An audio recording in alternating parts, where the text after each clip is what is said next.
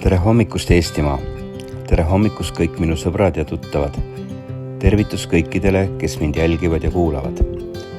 Ajumudija panustab häälega rääkimise peale. Ma teen seda kohati läbi lillede, sest sellisel juhul ei suuda Luusteraamatu robotid tuvastada teatud sõnu ehk minu eestikeelse jutu tegelikku pointi. Kuigi ma olen juba ammu selleks valmis, et minu Facebook suletakse, oleks vahetevahel siiski hea siin üht-teist avaldada, eriti pilte Mehhiko elust ja loodusest. Samas soovitan kõikidel üle kolida Telegram kanalisse, mis on sõltumatu ja väga efektiivne.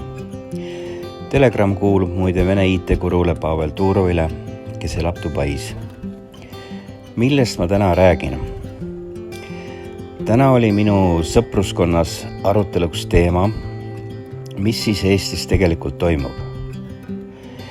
Kas te tõesti arvate, et selle kõik on korraldanud üks Hiina nahkhiir või eurolamba tatitõbi ehk Mehhiko õlleviirus? Kas te tõesti arvate nii? Lisaks oli arutelu, kas EKRE ministrid teadsid 2020. aasta valitsuses, millega tegeles peaminister 5. oktoobril aastal 2020. Mis te ise arvate? Miks vaikivad endised ministrid? Ma vastan teile.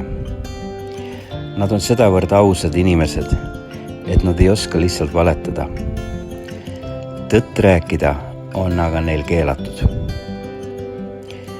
Võite olla kindlad, et siseministril oli kogu WHO digitaalse koonduslaagri kaleidoskoop igal hommikul töölaual. Temale allusid tööalaselt kõik riigiorganid ja struktuurid, kelle ülesanne oli ja on tegeleda riigi sise- ja välisjulgeolekuga. Kõik see, mis puudutab tähte E, kuulub riigi julgeoleku konteksti. Alates E-meditsiinist kuni digitaalse jälgimiseni. Seega muinasjutte võib tädi Liidiale Võõpsu külapoe taga rääkida. Võtke teadmiseks, et kõik see, mis toimub täna reaalsuses, oli juba 4-6 kuud tagasi valitsusel ette planeeritud. Vähemalt nad teadsid, et see tuleb varem või hiljem. Globalistide poolt oli see juba varem ette kuulutatud, aprill-mai 2020. Kaugemale vaadates juba ajast, kui loodi E-riik, E-meditsiin. Ühesõnaga suur E on tegelikult suur B. Katsuge antud olukorras mõista, et tähtis pole see, mida täna peavoolumeedias räägitakse, vaid tähtis on see, millest ei räägita. Ehk kõik see, mis ootab Eesti rahvast ees 5-6 kuu pärast, aasta või 2 pärast. Kui arvate, et keegi seda ei tea, siis teeksite. Mehhiko õllehaiguse pilootprojektis on kõik kirjas kuni aastani 2025. Hetkel on käimas projekti esimene etapp. Nimetagu vahetud tegelased seda kuidas iganes. Tegu on Mehhiko õllehaiguse pilootprojektiga, kuhu kuuluvad 3 riiki. Eesti, Ungari, Island. Laiaulatuslikud lepingud ja MED-digi allahanked, need kõik on juba sõlmitud. Rong kihutab täiskäigul edasi. Ümmarguselt 28 000 avaliku sektori töötajad istuvad sellel rongil. Nad on vait nagu kuldid rukkis, sest nad teavad, et see rong sõidab üle kogu Eesti elanikkonnast, 1,3 miljonist inimesest. Näidake mulle kas ühte süvariigi strateegilist tegelast sellest 28 000-lisest peast, kes jagab avalikult oma igapäevatööd Luusteraamatu lehel. Ei, seda te ei leia. Seda te ei näe, sest siseringist on keelatud info väljakantimine. Ja nii ongi, et Facebook on sisuliselt mõeldud hullikestele. Ja ma olen ka hullikene, nõustun. Ehk hullikestele, kus läbi pehmete intriigide tõmmatakse rahvale auru maha ja juhitakse asja tegelikust olemusest tähelepanu kusagile eemale, kaugemale. Loosungid ja poliitpropaganda, sisutühjad üleskutsed ja nii edasi. Kõik selline teema, millel pole uues reaalsuses absoluutselt mingit tähtsust enam. Kaardipakk jaguneb 2, nagu ma olen varem öelnud, mustadeks ja punasteks, ehk valgeteks ja mustadeks lammasteks. Isegi kui Facebooki peaks kogunema grupp 5000 inimesest, siis seal tõeliselt tegutsejaid oleks vaid 50, äärmisel juhul 100, parimal juhul ehk 250 inimest.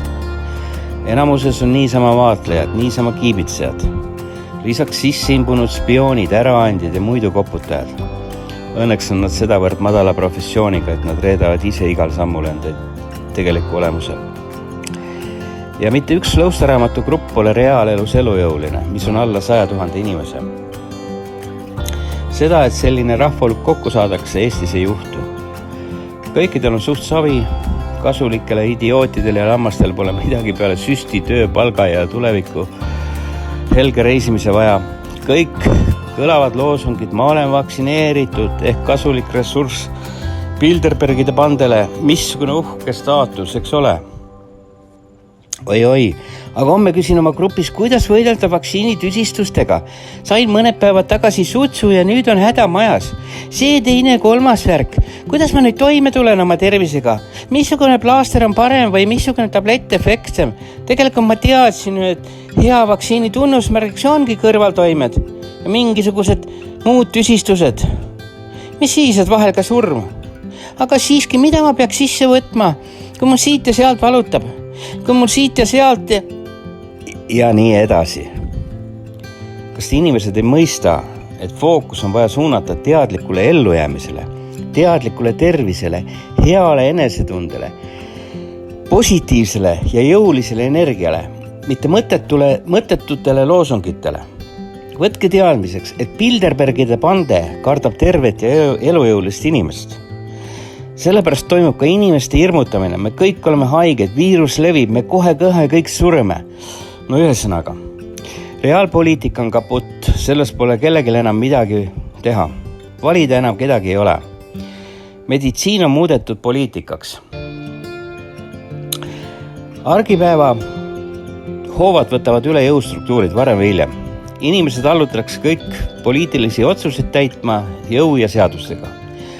Selline on reaalne lähitulevik, samm-sammult. See kõik on globalistide strateegia, et rahvused ja rahvusriigid allutada hirmu valitsemise alla. Et uues Mehhiko õlleviiruse olukorras panna kõikidel suud kinni, maskid ette, süss sisse ja 4 seina vahel istuma lootuses helgele tulevikule. Nüüd on siis lõpuks lapsed ka mängu kaasatud. Lugedes kellegi teadusmehe eilset artiklit, et lapsed on uute koroonatüvede katteldeks, no lubage sügavalt 3 korda sisse välja hingata. Kuhuni me oleme jõudnud? Kuhuni te kurat olete jõudnud? Sorry, et ma vannun. See kõik lõhnab juba genotsiidi järele. Võtke või jätke. Ja nii ongi, et käimas on suur lähtestamine. Kõik need kasulikud idioodid töötavad suure lähtestamise all, et lihtsalt oma head elujärge kuidagi veel hoida, et kuidagi veel elus püsida, et kuidagi kõik oma panksud kohustuse pankades elus hoida. Ja mõelge selle üle, inimesed.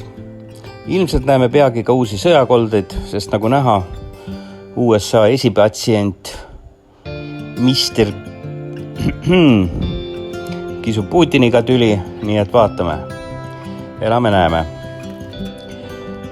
Ja sellega Ajumudija täna lõpetab.